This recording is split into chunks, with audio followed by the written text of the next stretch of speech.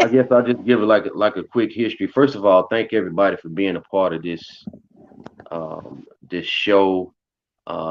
This is the show of healing, as we already know from previous shows, and we're very blessed that our host invited me. Of all people, I'm considered like a controversial figure in some aspects, but just a little bit about me. I'm Vince Bryant. Um, my full name is Leonardo Vince Bryant. I was named after Leonardo da Vinci. I'm Leonardo Vince, and I was born in San Antonio, Texas. Moved from San Antonio to Houston, to the north side, raised on the north side of H Town, Shady Lane, Parker Square, Jensen. Um, I graduated from Barbara Jordan High School, 1991, class of 1991. Um, After that, I went to I actually got a job. Then I stopped working. Then I went into the United States Navy. After completing my time in the Navy, then I joined the Marine Corps. And I don't know if you're ready to touch on that part yet, but Well, I just want to let it know still be standing. what made you even go there. You know what I'm saying? Into the military. You know, I always was fond of a military lifestyle. From a child on up, I used to beg my mother to buy me the bag of army toys, the little army men, and from there, I developed a love for structure. Especially on top of my parents, we came out of the Pentecostal um, church, and I always said, man, one day I want to be in the military, and the only reason I went to the Navy first because they was the only ones that showed up in my school. Actually, it was them in the army, and I know I didn't want to be in the army because I was already turned off by Army ROTC and Mm. Barbara Jordan. So I said, nah, I ain't. So the next thing, I jumped into the Navy, and I went Uh-oh. into the Navy Reserves, and from there I got out, came to Houston, and got another good job. Got tired of that. I say, nah, I want to go back in the military. I say, but this time I want to go to the Marine Corps. I want to go to a branch that's known for fighting and discipline. And Mm. Did you that's feel like that's you needed discipline? nah. I really didn't need it. Um, but that was the reason I joined the reserves because I had a good job, but I always wanted to maintain a military structure, an element, Mm. something in me just yearned for a military lifestyle. You know, Mm. um, I did my thing out in the streets, and but the streets, it gets played out after a while, and Yeah. I say, man, you know what? I want to do something different, and I want to be able to at least have that under my wing whenever I go into the job market, because that's the first thing they look at. What did you do? As soon as they see military, it's a whole different conversation. Mm. So during the course of my time in the Marine Corps, I end up being deployed to Iraq twice. So I'm sure we're gonna probably get later on get into that too. Mm-hmm. And you were prepared for that. Prepare for what the Just military. just knowing that you would probably get deployed. Was your heart ready for that? So um, one thing is Marines, all Marines, we are fighters by nature. We know that at some point there's a slight chance that you may go into combat. Then again, you got people in the military, in the Marine Corps, that's been in the Marine Corps 20 years, ain't never seen war. Mm. It's just a chance that you take. So I ended up in a reserve unit that was an infantry unit as well. So um, when our ticket got pulled, guess what? I'm a part of that. So it was definitely an experience. I'm sure you've seen the documentary and seen some things, but Yeah.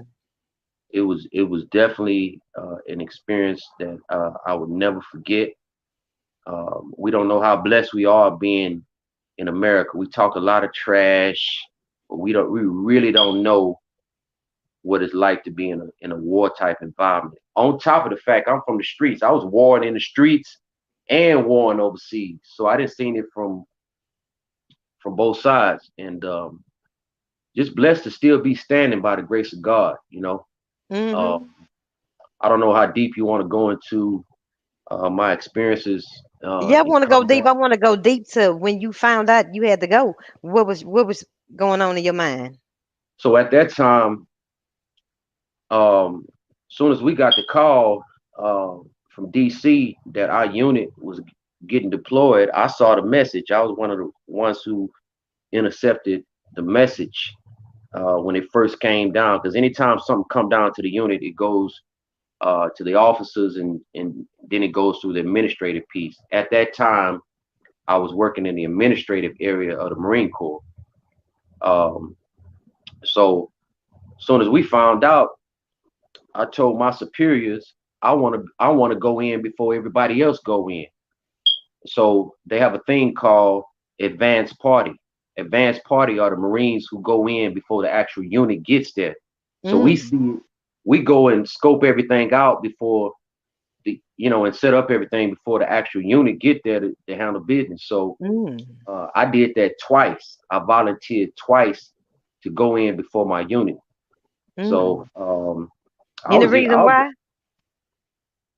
one thing about me, I've always been a leader from the front. I'm not gonna throw my Marines into something uh that I could prevent. If I can see something ahead of time before they get into country, and what I mean get into country, get into a combat environment, then as a leader, I'm gonna lead you from the front. So if anything happens, it happens to me first before it happens to you and your family. See, Mm, that's some of the that's a I don't want to say it's a military thing, but that's a leadership thing. So mm, till this day, my Marines respect me. Those that are still around, they still respect me because I led from the front. And mm, um, um, you know, my life is an example. I always believe you lead from the front. Don't tell anybody to do something that you're not doing. Even in recovery and going through what we're going through, I can share my experiences with folks because I've been through it. You mm. understand what I'm saying? I can't tell nobody about, go to therapy if I hadn't been through it. Yeah. You understand what I'm saying? So I guess to answer your question, uh, I was excited to go, but it was a whole nother story as soon as we stepped in Iraq. Yeah, so I'm finna ask you, when you got there, Yeah. what did you see? So I'm green. The first time when I got there, um, and bear with me because from time to time I can fade off. If you know what I Yeah. mean. Yeah. Um, when we first got there the first time, I've been in Iraq twice, but the first time we got there, we landed in Al Assad, the air base, and then from there we convoyed to the area that we were in. So I was actually stationed outside of the city that we was going to actually attack. Mm, So I was on what they call the FOB, FOB. This stands for Forward Operating Base. So the first day we got there, now take mine. I ain't never been in war. I was trained for it. But the first day we got there, as soon as they dropped us off, I kept hearing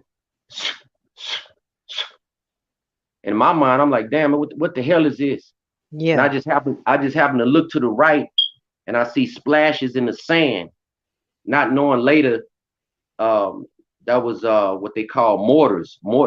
So the enemy knew that we were coming. Mm, So they gave us what we call a welcome party and showing you, hey, well, we know y'all here, so we ready to get down now. mm, So actually, I kind of talk a little bit about it in the um, in the documentary, mm-hmm. and so I'm standing there like watching this, and I see Marines running, some running to the top of the building, trying to suppress fire on the enemy, and I'm just standing there like, damn, I'm really in this, man. And a Marine, it was a Marine that ran by me. He was like, he said, "What the f you doing, man? Get in the building." So right then, I took off with everybody else, and I'm like, okay. So while I'm standing in that building, I'm like, man, I'm really in this thing. This is it's really on now. So every day after that, we were in the battle every day after that. So what I Mm. mean by that, we got attacked every day, not just one day, every day till it was time for me to come back to H Town. Every day we got hit up. So just imagine getting shot at, and I ain't talking about with no pellet gun like these dudes. We talking about mortars. If a Mm. mortar hits you, they won't find you. They'll find pieces of you. This is what the enemy was dealing with us. Uh, uh, on my first tour. So it was so much stuff. I mean, my job was to train. I was sent there to train the Iraqi National Guard so they can stand up and be an army so we can get back to H Town. That was my Mhm. job, to train them so they can be an army to stand up for themselves. You Mm. know, on TV, we always hear, oh, they just trying to be the big occupiers. Man, we ain't care nothing about y'all country, man. We want to get over there to help y'all so we can get back to our family. So that was my job, to train the Iraqi National Guard. But in the course of training, we got attacked daily. Mm. I mean, I came acquainted with death real quick, Wow. to the point of where, let me just put it this way: people they really don't understand the Marine Corps. You can join the Marine Corps to be work in the post office, administration of airplanes, but all Marines, no matter what their job is, they are all trained riflemen. That's our first job. Mm. So if you work in the post office as a Marine, well, you're gonna go out and get some. If you know what I mean, you're gonna put in some work, and then after that, after you kill the enemy, you're gonna come back and pass out mail like it's nothing. Wow. So I mean, um, I took on a certain type of attitude, and I became friends with death. Mm. There was a time, and I'll just share this real briefly. There was a time where the unit I was with, they had killed insurgent, a terrorist, so-called terrorist, as they say. So one thing as Marines, if we kill your child and he a terrorist, well, we're gonna reach out to the family and let them know, hey, look, we killed your son, so you need to come get him. Because in Muslim tradition, they love burying their own in a certain type of manner. You understand what I'm Mhm. saying? So Mhm. so we contacted one family and they said they not coming to get their son. So my unit, with the guys I was with, we had to turn around and bury the guy in the sand. So 2 weeks later, the family reaches back out to us, said they want him now. So Mm. I remember how it was when I put him in the ground. So by that time, my mind is gone. So after we dug him back up, I told one of the Iraqi what was it? One of the Iraqi soldiers, I say unzip the body bag. So I remember how he looked when we put him in the ground in a body bag.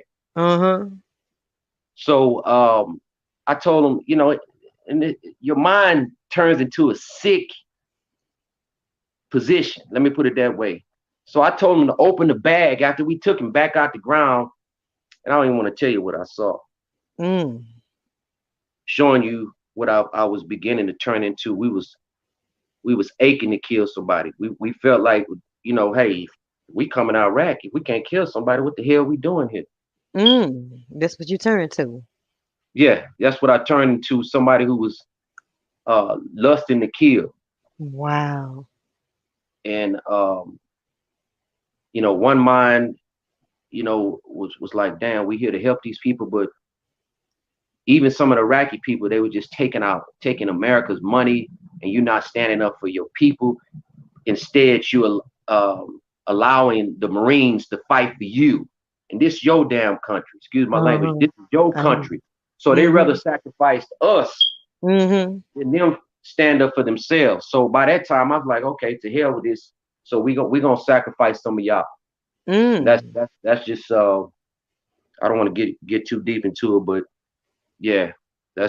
that's just and that's just the first tour in Iraq. I mean, we could be all day talking about that experience, but I turned into somebody now. You know, now looking at it now, I turned into somebody that I never thought I would be, and the effects of that followed me back home to H Town. Yeah. And that's what was those effects? Well, to me, I became heartless. Mm. Uh,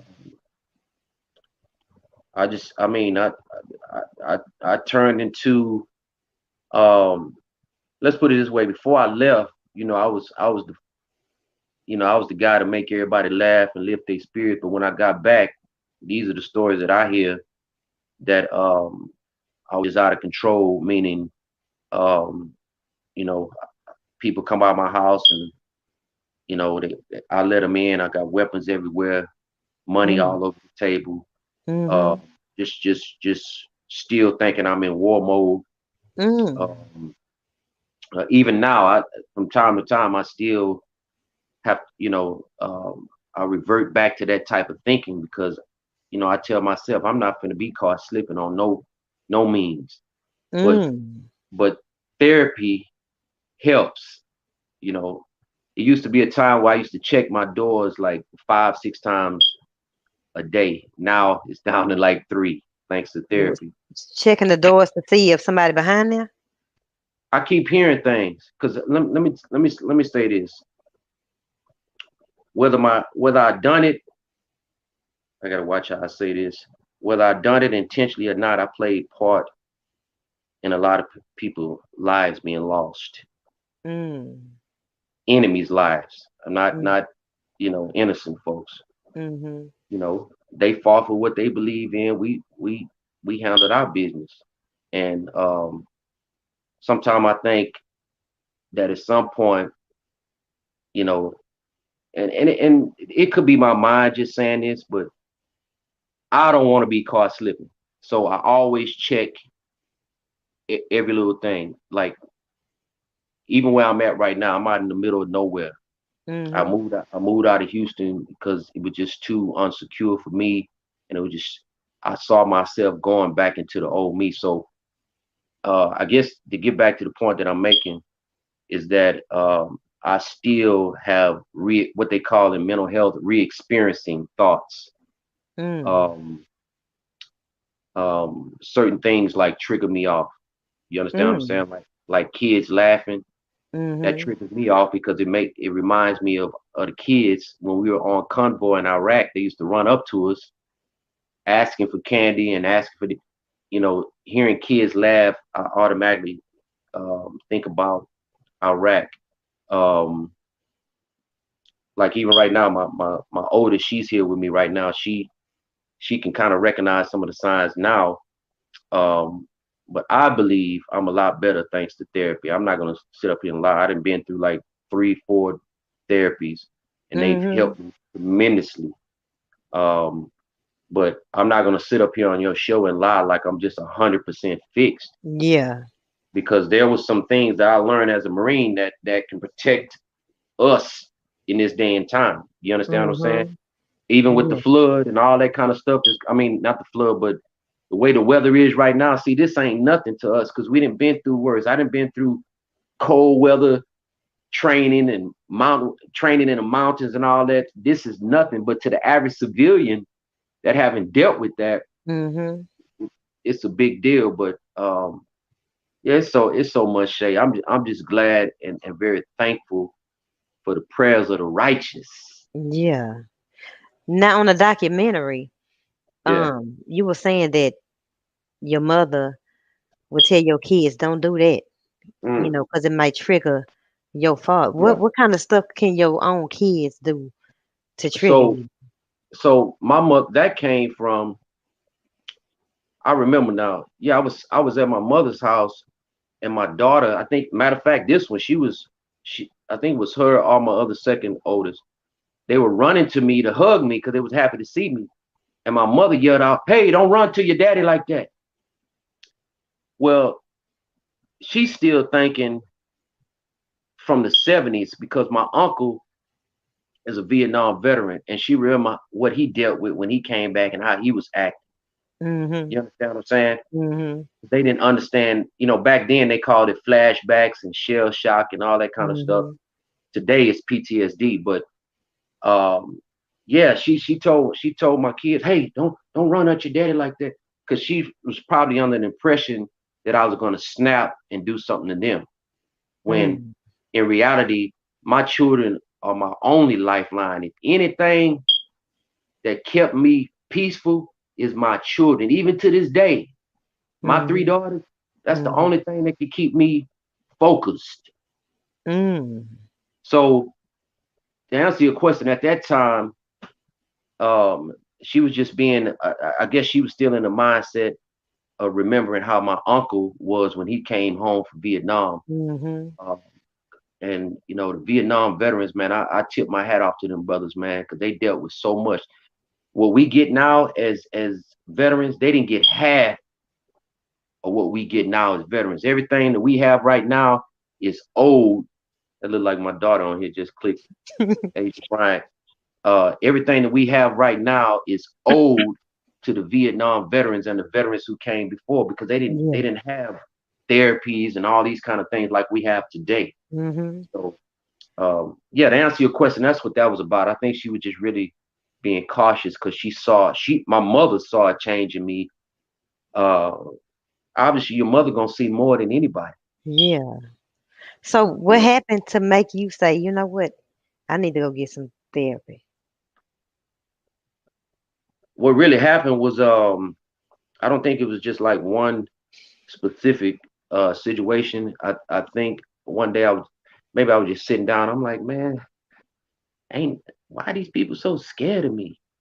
Mm. You know, um, you know, it was a different type of scare this time because people was, I could say it because God delivered me from that street life, but people was kind of terrified then, but it was a different type of scare this time, Mm. you know, and um, something just said, hey man, oh I know what it was. One of my Marines who had served with me told me, man, he said Sergeant Bryant, because that was my rank sergeant. Um, All right, he Sarge. say, what'd you say? I say, all right, Sarge. Oh yeah. Um, he said, I think you need to go get some, go to the VA and get help. I'm like, a VA for what? Mm.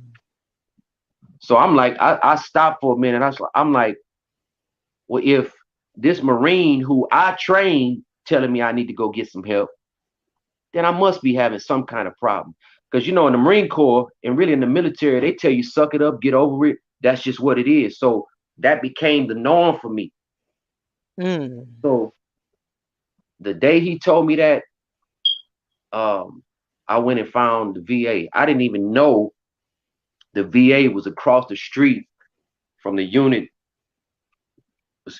I was attached to on OST. They had the VA right across the street, and I didn't even know it. That's how green I was.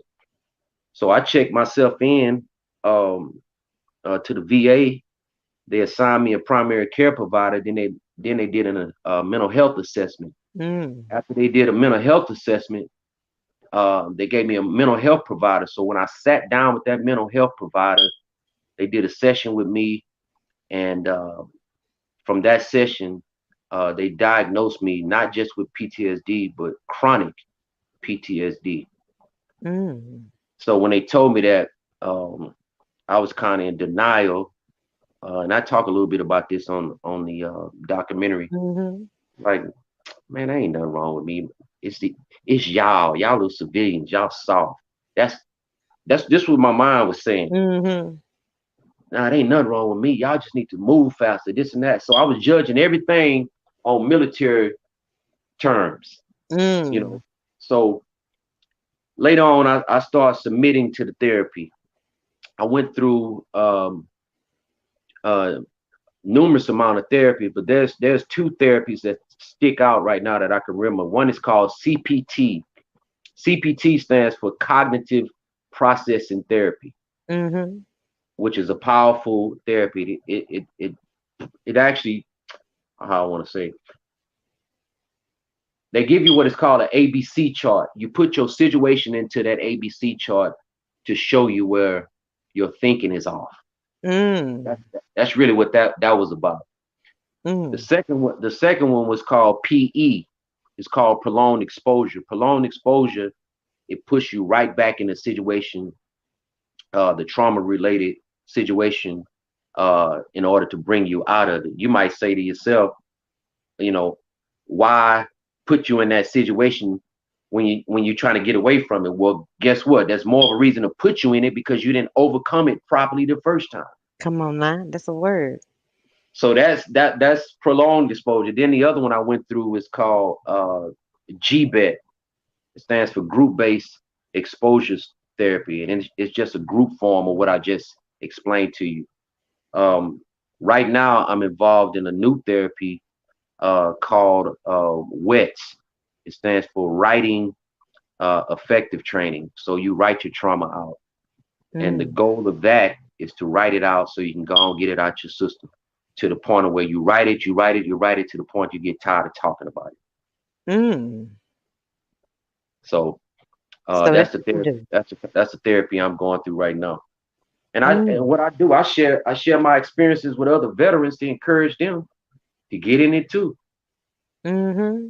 So what have you seen? What change? What positive change have you seen from those therapies that you went to Me mentally? talk, me talking to you. That's one. Wow. And you couldn't 'Cause do that. for a while, and again, I'm repeating some of the stuff that's on the documentary that I said.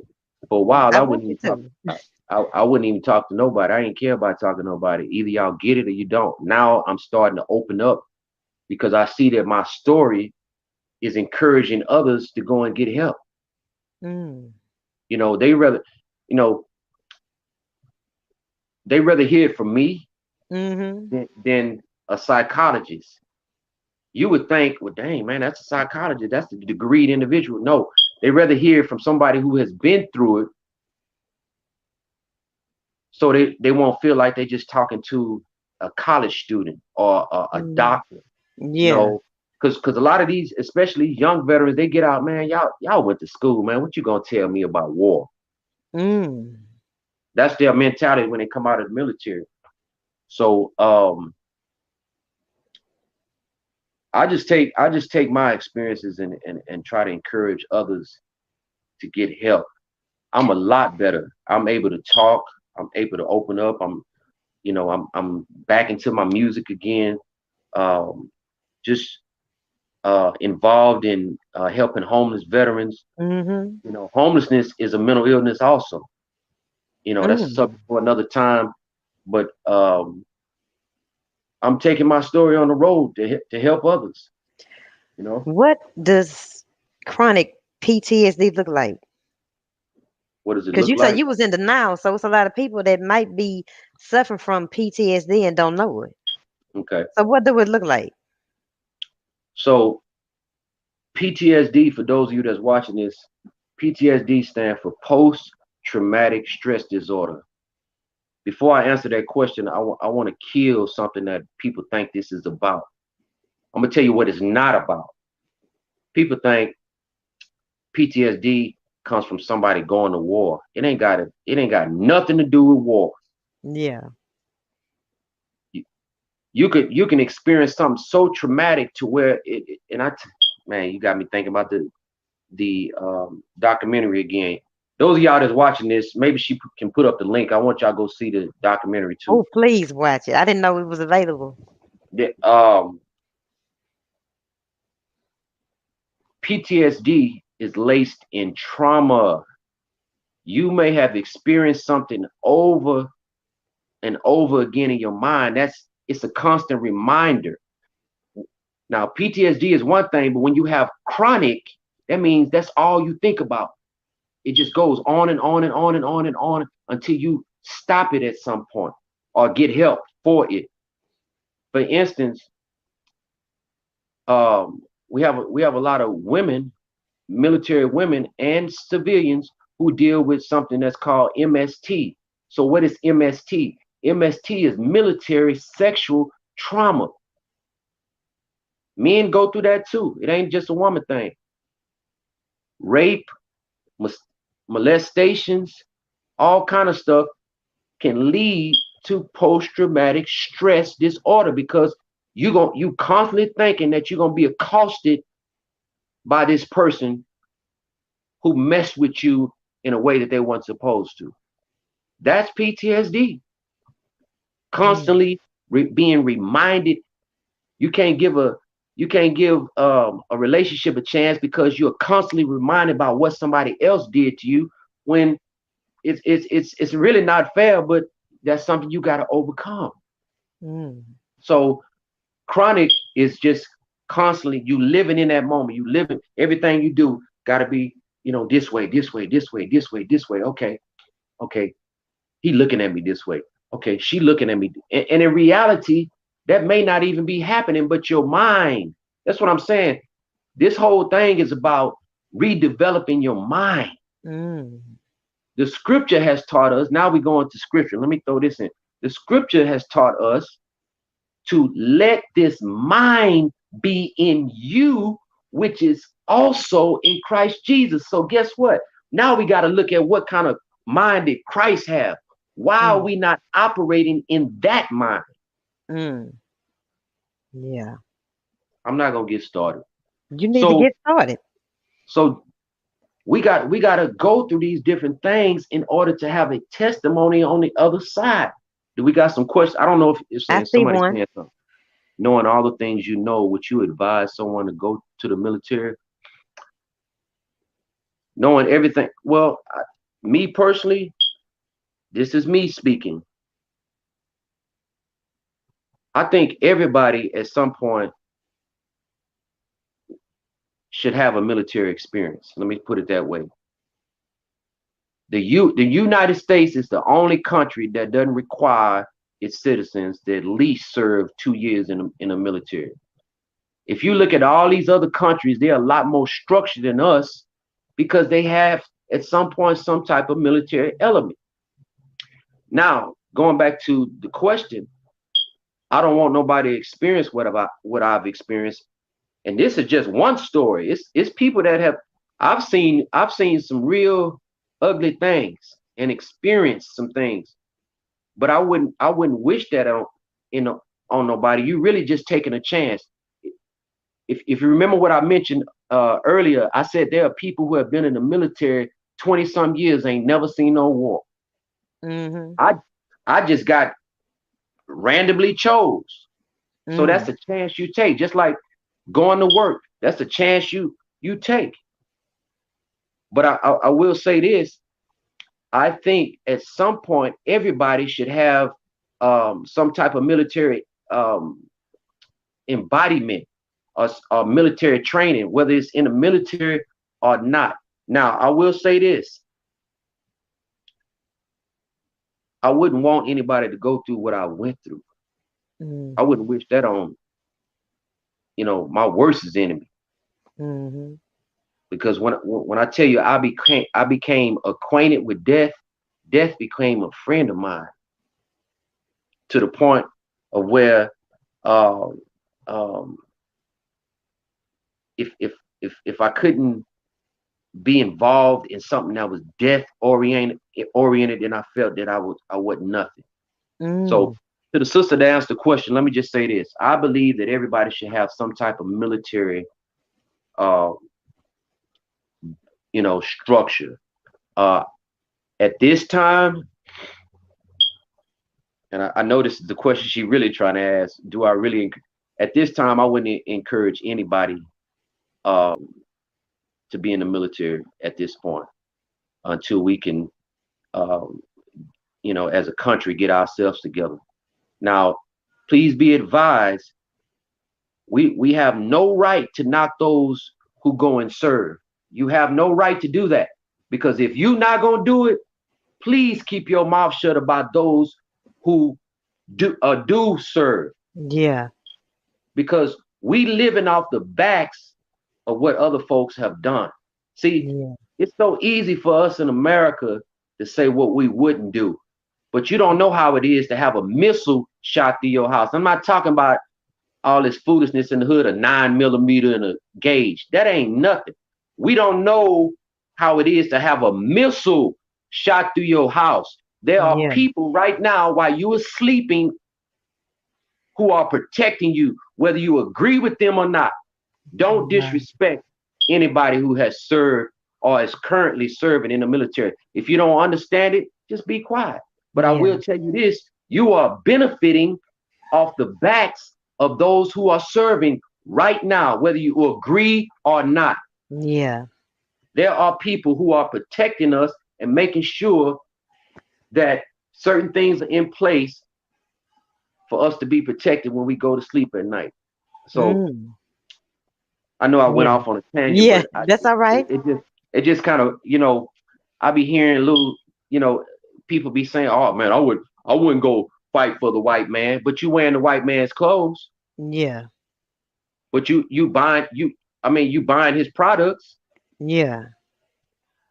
you following his agenda on this side, Mm-hmm.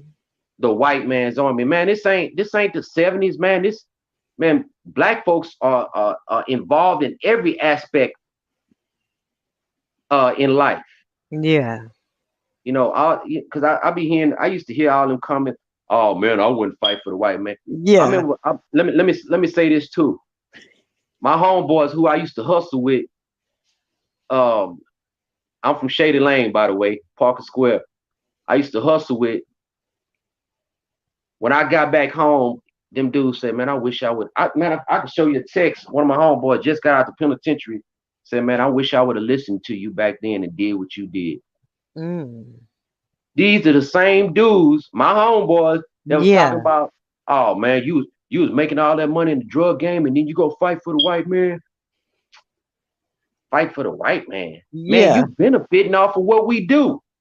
And Yeah. and if you look at this, let me say this too. Some of the main ones that's talking that you can't even qualify to get in the military.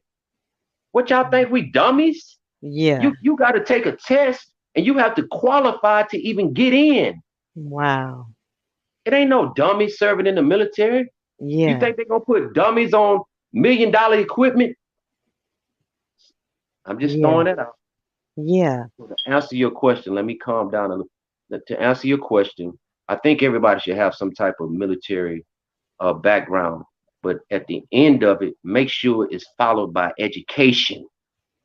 Yeah. That's what I'm right now. That's what I'm pressing for. Education. Yeah. Educate yourself so you can help somebody else and help yourself out of the condition that we in right now.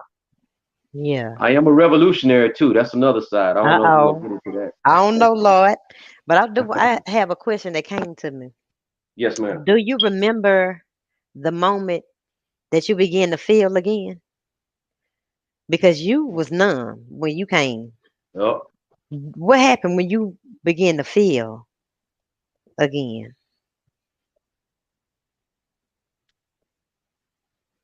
can you expand a little bit more on the As field? far as, you learn how to suppress Hmm. emotions. You was numb. Okay, So in therapy, don't you have to get I acquainted, got you. get back in touch with? Hmm. I got you. So I started therapy. I got out. Excuse me. I got out of the military in 2009. I started therapy in 2000. I'm saying 2009, in 2012. That's when so maybe 2 years after that, I started winding down and started, okay, now I'm getting back to me. Mm, I'm not 100% where I need to be, but I'm that numbness or not giving a damn, excuse my language, yeah. not caring. Now I'm starting to care again.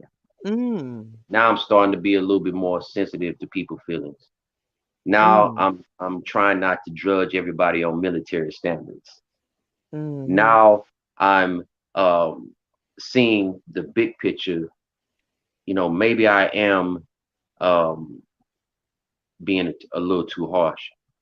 Because I'm Mm, telling you, Shay, I was man, it was so. I mean, people would drop trash on the ground, and I just go off on them. Man, pick that up, man. Where you think Oh you at? yeah, just Yeah, going in. Want folk to just. because I mean, in the military, you're not gonna drop no trash and just leave it. I mean, but I was so caught up, you know, at that time. I'm just giving you a small example of Yeah. how it was, but so I would say maybe 2 or 3 years after therapy, then I started the numbness started kind of wearing off a little bit, you know. Mm.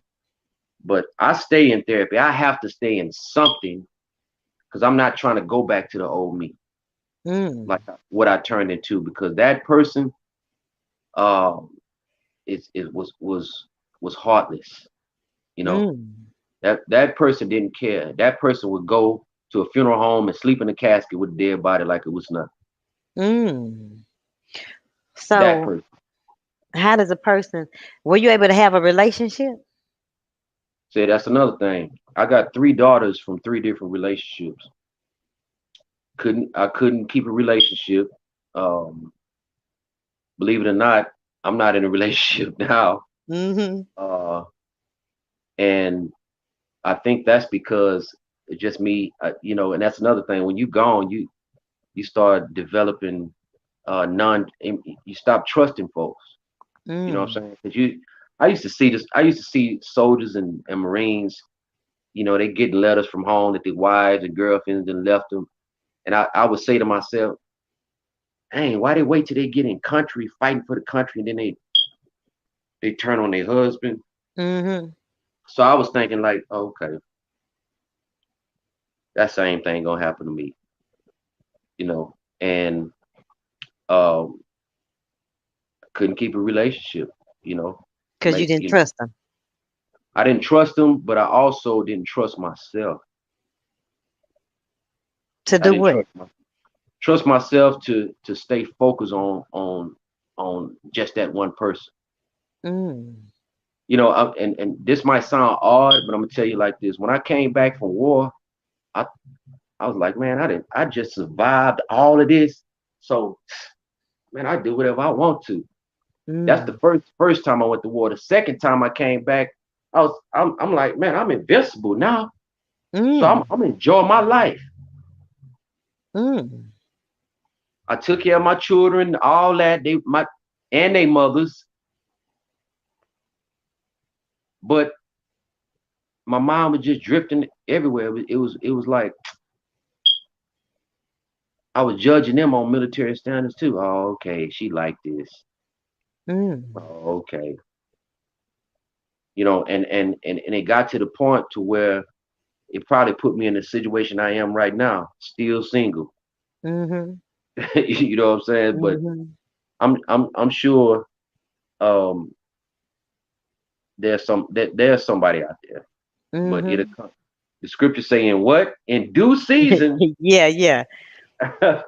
So how did you But come yeah, to yeah, that yeah. place of self-love? When I heard your song, no, I'm not finna play with you. man, I love that song. But I love all your songs. But self love came when um, and I just sat down one day and say, you know what? I went through all these experiences. I went through therapy, still in therapy. You know, I'm on the road to peace, and I started talking to myself. What can I do to maintain this peace? When I wake up in the morning, what can I do to maintain this peace? I had to talk to myself. What do you want to do, Vince? Are you Mm-hmm. gonna keep are you gonna keep going back and forth with folks? Because mentally you can destroy yourself physically. Because that Yeah. that that would yeah, that'll turn into physical health. So I say, you know what? I'm gonna stay in therapy, but I want to get back to loving myself because I've given so much to the world, so much to everybody else, and I've neglected myself in the process. Wow. So, and this was recently, maybe last 3 or 4 years, I started thinking like that. So now I'm happy right now. You know, I'm happy. I'm in a better place right now.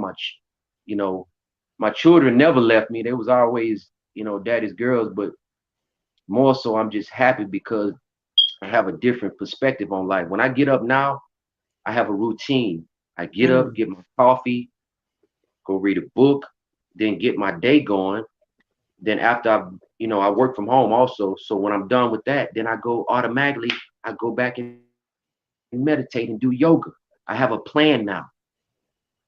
I believe in technique. That's another thing that I went through also at the VA, meditation. So I Mhm. learned I learned the art of meditation. And when it looks like I'm about to go there, I just stop,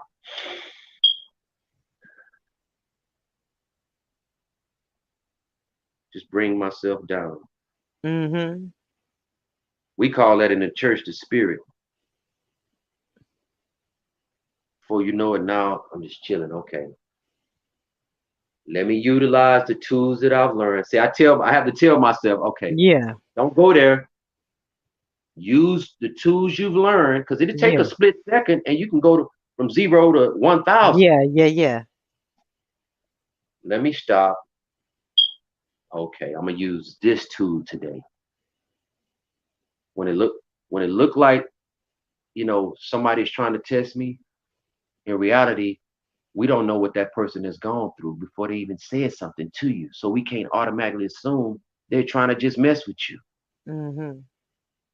So I stop for a split second. I meditate, and then sometime I'll just go back and read and take my mind off of anything that looks like it's about to take me there. Your Mm. song, I got to get back to this song again. I know you get tired of Shay. I know you get tired of hearing it, but that song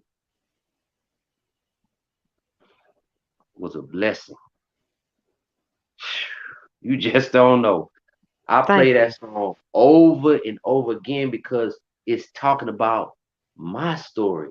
Yes, it's your story, but it's talking about my story and the story of others who have gone through darkness into light. Yeah. There is, if nobody understand anything I'm talking about today, there is hope on the Come other on. side.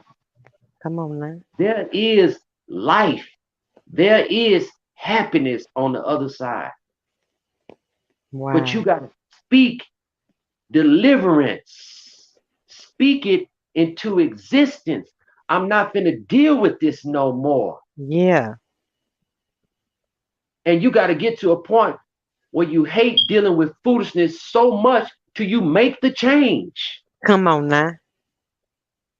Sometimes we say, okay, uh, I want to lead a relationship, but no, if it's damaging you, make the choice and get away. I was getting so bombarded in Houston. I said, man, you know what? I got to go. Yeah. I looked at my account. I said, oh man, I got money. I can go move today. Yeah. I went and put my money on my new place, waited till my lease was up, and moved to where I'm at right now. But I made the point of doing it. Sometimes when you have a good heart, people can use you, Yeah. and you get so used to being used to the point you don't see past being used. Yeah. The That's it. scripture has taught us to lay aside every weight, Yeah. not just one weight, every weight Yeah. that so easily besets you. Come on now. I laid aside those weights. I'm Yeah. living good. I'm living good right now. I may not be a millionaire, but I'm living good. I got food, my kids, all of them, they taken care of. My mother, when she comes over here, she looks like, oh my God, the kind of peace. When I have people come over here that work in the house, they tell my landlady, man, there's something about this house. I'm walking into peace. Come on So now. guess what? When you take on that peace, it bounces off to people around you. Come on That now. glow. You looking at a cancer survivor. You're looking at somebody that's been shot in the streets. Come on. I don't even look 50 years old, about to be 50 years old, because I laid aside every weight. Come on now. And to those of y'all that are listening to this, you do not have to tolerate ongoing abuse. You don't. Yeah. Don't let nobody say, oh, well, oh, you just got to put up. No, you don't. Yeah. Speak life into your situation. Mm. Self love. This is what we're talking about today. Yeah. Self love. The self love journey. That's what this is about. Yeah. Man, let That's me right. stop, man. I didn't come on here to preach. You're right. I always equate, you probably heard me say this in my other shows and in my book, us to a flower, and I had came to a place where I had withered. I wasn't getting no water, I wasn't getting no sunlight. And Hmm. I had to get to some sunlight. I had to get to some water. And when I got to that Yeah. water, when I got to that sunlight, I flourished. I flourished. Woo, I got man. off the anxiety medication. I got off. The panic attack stopped. Mm, It's something about what you said, laying aside every weight, even if you got to leave everything. teach. Go ahead. You're right about that. You speaking the You just word. look at that. Look at what you said, Shay. You had to get that water. Now Yeah. check this out. The scripture has taught us, oh, taste and see, Yeah. see Yeah. that the Lord is good. Yeah. Blessed is the man that what? Walk. Trusts in him and Yeah. walks with him. Yeah. You have to taste. I'm telling you, there's more to life than all this foolishness. You right. We get so bombarded by, oh, Ted Cruz went to Mexico. What does that got to do with you and your salvation? Yeah.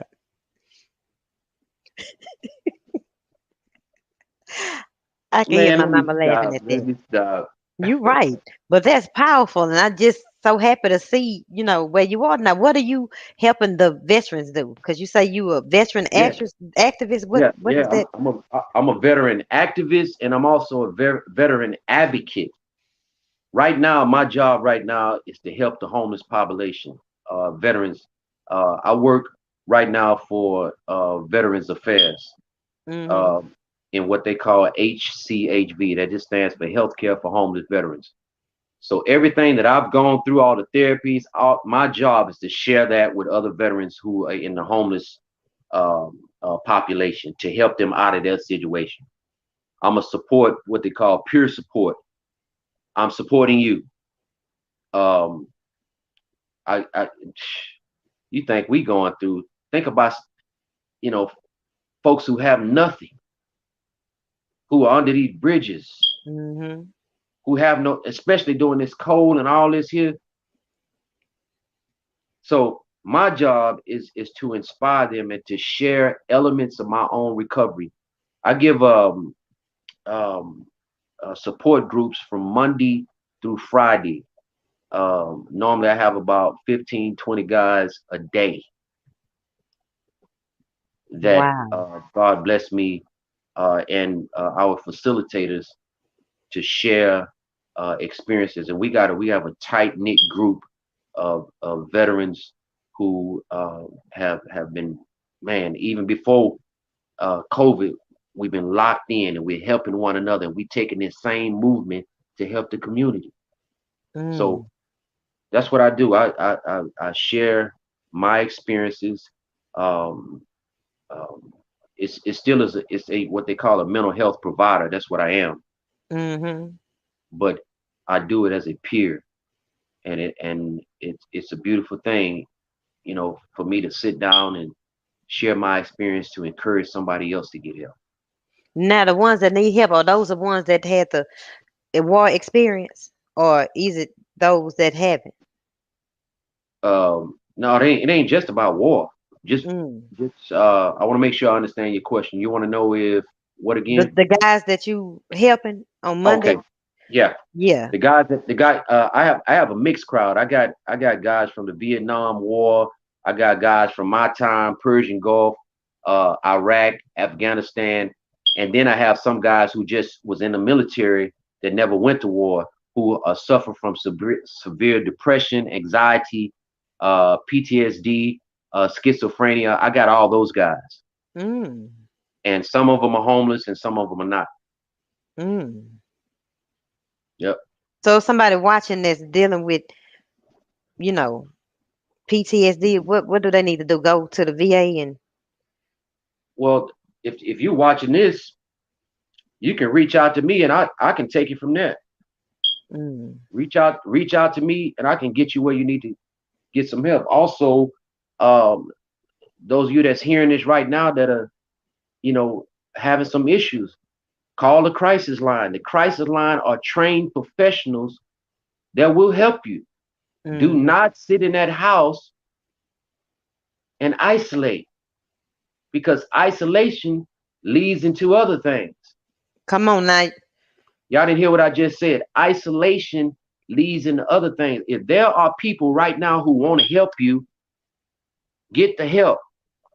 Do not sit in that house going through when there's people right now. I'm not just talking about veterans. I'm talking about humanity. I'm on a humanity mission. That's Yeah, what come I'm on on. now. Yeah. And this thing is bigger than just veterans. I'm trying, excuse me, I ain't gonna say trying because I am doing affecting change to affect those who need help, Jesus, he chose to despise and reject it. So that's the ones that everybody gave up on, send them to me. What Cause about the ones that I'm a gave up on themselves? yeah, send them to me. And my track record, and I gotta give praise to God because it's not me. I'm just a vessel. But my track record shows somebody just said something. Yeah, you're right, sister. Mia Bourne, she said, don't isolate. Yeah, don't isolate, cause that'll lead into other things. If you're going through, talk to somebody that you know is serious about helping you. Set up what they call a RAP plan. WRAP. RAP stands for Wellness and Recovery Action Plan. Write you a plan out. So in the event you have a depressive mode, if you need somebody to act on your behalf, it's already laid out. This is who I want you to contact. This is who I don't want you to contact. We need to put those people on there because some people trigger you off more. Mm. Set you up a RAP plan. So in the event you get into a mode where you can't think, all you got to do is hand them the paper or put it up or post it somewhere where somebody can get access to it. Because the ultimate goal is to get help. It's so much going on in the world right now. Yeah. But I'm telling you right now, everything is not bad in the world. There's a lot of good that's going on that they don't advertise. Mm-hmm. Let's help each other. We all we got. There is no me without we. Yeah. Think about that. Wow. I love it. I love everything about what you said on tonight. I So y'all love it. got I that. love it. I love Now it. you gonna spit something for us before we get out of here? Sister, I just want to be able to sing background for you. If you Okay, if you could just maybe we can if you get could some sing, next time. I sure wanted to hear some of that acapella from you. Just that How to first put part. my energy in everybody else while all alone, neglecting myself. My, uh, Tired of looking for love in everybody else while all alone, not loving myself. myself. Had people turn it back on me like I was nothing. Stress and gaining weight, feeling like I was Like I nothing. would never But enough was was enough. I enough. asked the Lord to build Gonna me up, and He feel told me that I that am somebody. body I'm going places. I'm going higher and higher, higher, and higher, I'm higher. moving forward into my greatness. 'Cause I deserve it all. I'm giving my Man, all to loving me. Can't woo, let nothing stop me from loving me. All woo, right. sister. Y'all give, hey, those of y'all that's watching. Man, if y'all ain't got that single, go get that single